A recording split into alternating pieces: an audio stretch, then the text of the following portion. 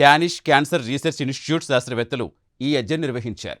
Catherine బోండాండో నేతృత్వంలో బృందం 54,000 మందికి పైగా డెన్మార్క్ పౌరులు దాదాపుగా 27 ఏళ్ల పాటు పరిశీలించింది. ఈ పరిశోధన ఫలితాలు అల్జైమర్స్ జర్నల్లో ప్రచురితమయ్యాయి. ఈ అధ్యయనంలో శాస్త్రవేత్తలు నైట్రేట్ మరియు నైట్రేట్ అనే రసాయనాల ప్రభావం పరిశీలించారు. అవి సహజంగా కొన్ని కూరగాయల్లో ఉంటాయి. అలాగే మాంసాహార పదార్థాలు, ప్రాసెస్డ్ మీట్ ఉత్పత్తులు కొన్ని ప్రాంతాల్లో తాగునీటిలో కూడా కనిపిస్తాయి.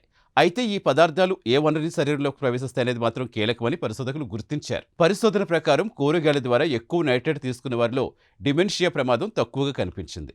ముఖ్యంగా రోజుకు 1 కప్పు బేబీ స్పినాచ్కు సమానమైన నైట్రేట్ తీసుకున్న వారిలో ఈ ప్రయోజనం గమనించారు.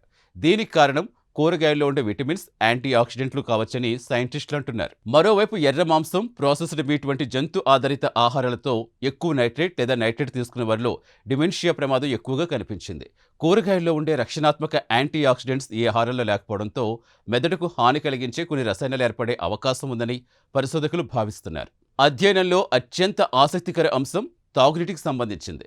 తాగునీటిలో నైట్రేట్ స్థాయిలు ఎక్కువగా ఉన్న ప్రాంతాల్లో నివసించిన వారిలో డిమెన్షియా కేసులు ఎక్కువగా నమోదయ్యాయి. ముఖ్యంగా ప్రస్తుతం అమల్లో ఉన్న భద్రతా పరిమితుల కంటే తక్కువ స్థాయిలో నైట్రేట్ ఉన్న నీటితో కూడా ఈ సంబంధం కనిపించిందని పరిశోధకులు తెలిపారు. అయితే శాస్త్రవేత్తలు ఒక ముఖ్యమైన విషయాన్ని స్పష్టం చేశారు. ఈ అధ్యయనం నైట్రేట్ నేరుగా డిమెన్షియా కారణమవుతుందని నిరూపించలేదు.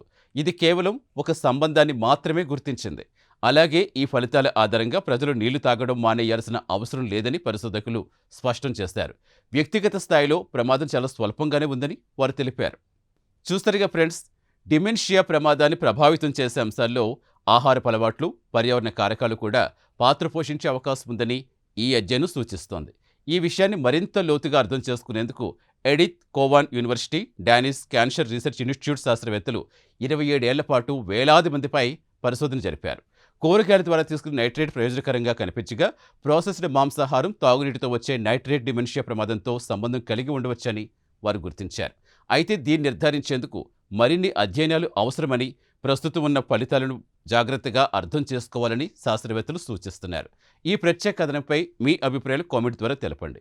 ఇలాంటి కథనాల కోసం వీడియో లైక్ చేసి ఛానల్ సబ్స్క్రైబ్ చేయండి. Thank you.